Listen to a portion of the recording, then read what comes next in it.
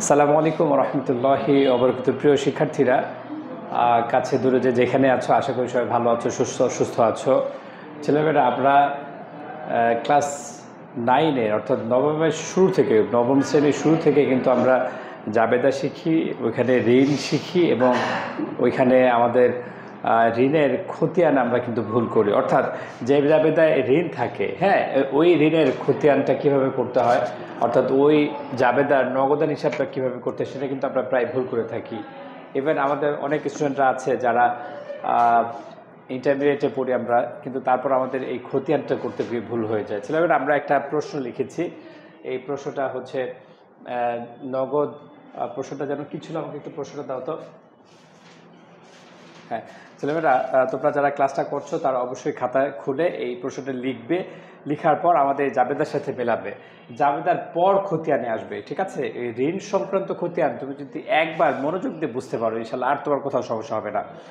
আমাদের প্রশ্নটা ছিল নগদ 60,000 টাকা, স্টিলের আলমারি 20,000 টাকা এবং কর্জ 60,000 টাকা নিয়ে ব্যবসা শুরু করে, এরকম একটা প্রশ্ন। এটা বড় একটা উদ্দীপক ছিল, কিন্তু তোমাদেরকে আজকে শুধুমাত্র ঋণের খতিয়ানটা, নগদানের খতিয়ানটা বোঝাবো আমরা। ওকে, তাহলে আমি আবারও বলছি, প্রশ্নটা হচ্ছে নগদান 60,000, স্টিলের আলমারি 20,000 এবং কর্জ 60,000 টাকা নিয়ে ব্যবসা শুরু করেন। ওকে, আচ্ছা দেখো, আমরা তোমাদের সামনে আমরা জাবেদাটা লিখেছি, খুব মনোযোগ দিয়ে শুনতে হবে। নগদান 60,000, কিন্তু আমরা এখানে 1,20,000 কেন লিখেছি ছেলেমেয়েরা? এই জন্য আমরা 1,20,000 লিখেছি কারণ এটার মধ্যে ঋণ ছিল। কি ছিল? ঋণ। এটার মধ্যে কি ছিল? ঋণ ছিল। বলো, যদি কোনো প্রশ্নে ঋণ বা কর্জ থাকে, সেটা আমরা কার সাথে যোগ করব? নগদের সাথে যোগ করব। যদি কোনো প্রশ্নে আমাদের ঋণ বা কর্জ থাকে, তাহলে আমরা সেটা কার সাথে যোগ করব? নগদের সাথে যোগ করব। তাহলে বলো তো ছেলেমেয়েরা, ঋণ কর্জের কাজ কয়বার? একবার না দুবার? দুবার। প্রথমে একবার এই যে কোনো উৎস থেকে ঋণ, কর্জ, ধার আগাম গ্রহণ করলে এটার কাজ কয়বার হবে? দুবার। একবার কার সাথে যোগ করব? নগদের সাথে। ছেলেমেয়েরা, আমাদের নগদ ছিল 60,000 আর ঋণ বা কর্জ নিয়েছি 60,000। 60,000 আর 60,000 কত হলো? 1,20,000। হ্যাঁ, কথা বুঝতে পেরেছো তো? আর স্টিলের আলমারি বলেছে কি? স্টিলের আলমারি। স্টিলের আলমারিকে আমরা আলমারি লিখতে পারবো না, আমরা টেবিলকে টেবিল লিখতে পারবো না, চেয়ারকে চেয়ার লিখতে পারবো না, শোকেসকে শোকেস লিখতে পারবো না, আমাদের লিখতে হবে আসবাবপত্র। কি বলো তো? আসবাবপত্র। তাহলে আমরা বলেছি, পাশে বসে নেই, তোমার এসি ঠান্ডা করা লাগবে। এখন শোনো, ওই আসবাবপত্র হিসাব ডেবিট লিখবো। আর ঋণের কাজ আমরা দুবার বলেছি। কয়বার? দুবার। একবার নগদের সাথে যোগ করবো। ছেলেমেয়েরা ভালো করে বুঝবে, ঋণের কাজ দুইবার। ঋণের টাকাটা আমরা নগদের টাকার সাথে যোগ করে লিখবো। অর্থাৎ এখানে আমাদের নগদ ছিল, আমি একটু ব্র্যাকেটে দেখিয়ে দিই, আমাদের নগদ ছিল 60,000 আর আমরা ঋণ নিয়েছি 60,000। তাহলে 60 1,20,000 হলো। আমরা আবারও বলেছি, ঋণের কাজ আমরা দুইবার করব। কয়বার?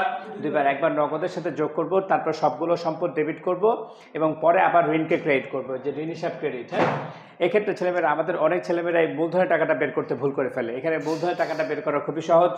ডেবিটগুলো যোগ করব। যদি কোনো জাবেদায়, প্রারম্ভিক জাবেদায় এরকম ঋণ থাকে, তাহলে মূলধনের টাকাটা কীভাবে বের করব? সবগুলো ডেবিট যোগ করে ক্রেডিট টাকাটা বাদ দিব, সবগুলো ডেবিট যোগ করে ক্রেডিটের টাকাটা বাদ দিব, সবগুলো ডেবিট যোগ করে ক্রেডিটের টাকাটা বাদ দিব, তাহলে আমরা মূলধনের টাকাটা পাবো। ক্লিয়ার? এখন কথা হচ্ছে, স্যার এখানে যদি একাধিক ক্রেডিট থাকতো, হ্যাঁ অসুবিধা কি? আমরা এই ডেবিটগুলো যোগ করে একাধিক ক্রেডিট বাদ দিয়ে যে টাকা থাকতো সেটাই হচ্ছে মূলধন। সবাই কি বুঝতে পেরেছো? এবার এটা খতিয়ানে যাই আমরা। মূলত আজকে যে জন্য আমরা এই ক্লাসটা, ছেলেমেয়েরা এই নগদান হিসাবের খতিয়ান চেয়েছে, খুব ভালো করে শুনবে। যে কোনো খতিয়ান করার আগে তোমাকে যেটা বুঝতে হবে, যে যেই হিসাবের খতিয়ানটা আমরা করছি, ওটা যদি ডেবিট থাকে, তাহলে আমরা এর বিপরীতটা খুঁজবো, ক্রেডিট খুঁজবো। খতিয়ানের মূল শর্ত হচ্ছে, যেই খতিয়ানটা আমরা করতে যাচ্ছি সেটা যদি কি থাকে? ডেবিট। সেটা কি থাকে? ডেবিট। তাহলে আমরা কি ডেবিট খুঁজবো না ক্রেডিট খুঁজবো? ক্রেডিট খুঁজবো। কি খুঁজবো? ক্রেডিট খুঁজবো। তাহলে আমরা নগদানের খতিয়ান করছি, আমরা চলমান জেড ছক করছি ছেলেমেয়েরা। তোমরা যারা চলমান জেড ছক এখনও করনি, অথবা তোমাদের যাদের সমস্যা আছে, তারা আমাদের সাথে মেলাও, ইনশাল্লাহ দেখবে আজকের পর থেকে আর কোনো সমস্যা থাকবে না। ছেলেমেয়েরা, বোর্ড দেখা যাচ্ছে সাবি? ওখান থেকে যে আমি খতিয়ানটা দেখা যাচ্ছে? হ্যাঁ, এবার এসো ছেলেমেয়েরা, আমরা এখানে লিখব নগদান হিসাব। আমরা এই চলমান জেড ছকে আমরা খতিয়ান করছি নগদান হিসাবের। এখানে তারিখ, এখানে বিবরণ, এখানে জাবেদা পৃষ্ঠা,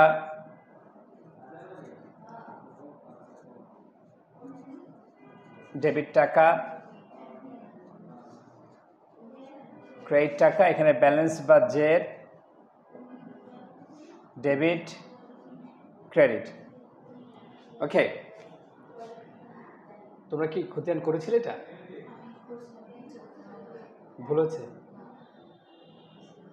আচ্ছা এসো ছেলেমেয়েরা, নগদান হিসাব করছি। কি হিসাব করছি?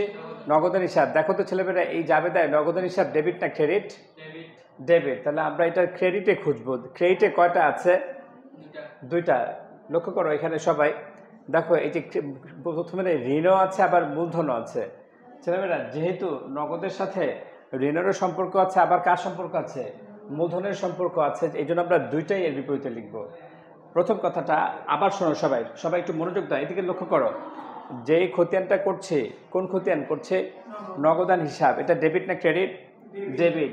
এখন আমরা এটা ক্রেডিট খুঁজবো। ক্রেডিটে কি কি আছে? আমরা কিন্তু ডেবিট খুঁজবো না।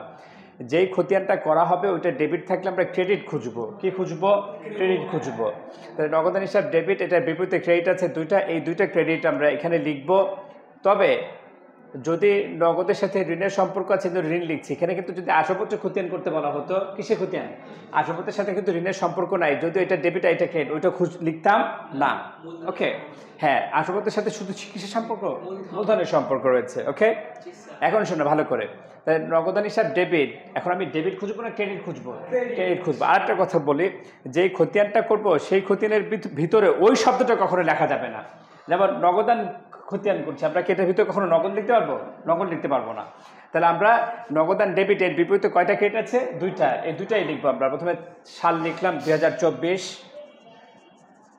জানুয়ারি 1। এটা প্রথমে আছে কি? নগদান হিসাব ডেবিট। প্রথমে কি আছে? ঋণ। ছেলেমেয়েরা ভালো করে লক্ষ্য করো, আমরা প্রথমে লিখবো ঋণ হিসাব। এখন কথা হচ্ছে, এই যে টাকা পয়সাটা নিয়ে আমাদের অনেকের সমস্যা আছে। খুব ভালো করে একবার দেখলে তোমরা কিন্তু বারবার পারবে।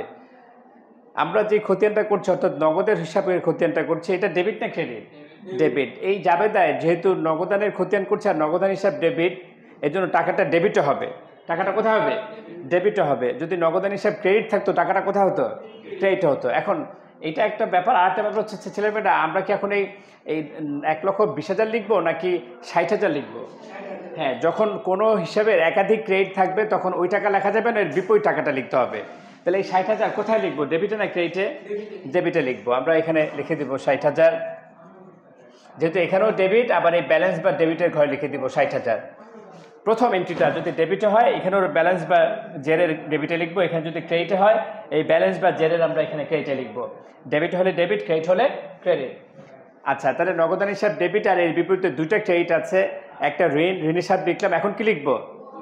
মূলধন লিখবো।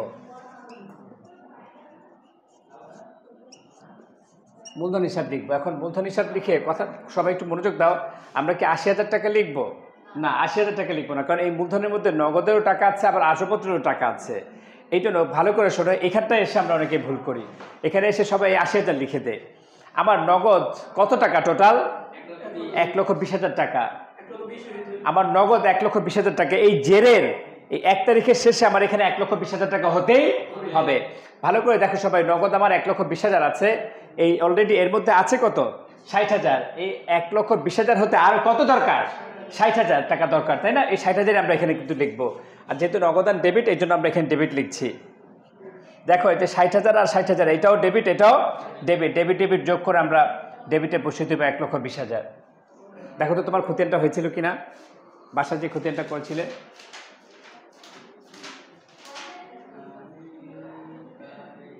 এক তারিখে খতিয়ানটা হয়েছিল? ও তুমি কি চলমান টিচকে করেছিলে? রাইট, টিচকে করেছিল। ওকে, ফাইন।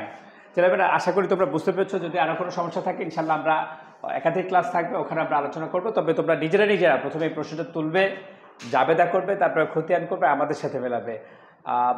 ছেলেমেয়েরা আজ এই পর্যন্তই। অন্য কোনো নতুন ভিডিও দেখা হবে। সে পর্যন্ত সবার জন্য শুভকামনা। ধন্যবাদ সবাইকে।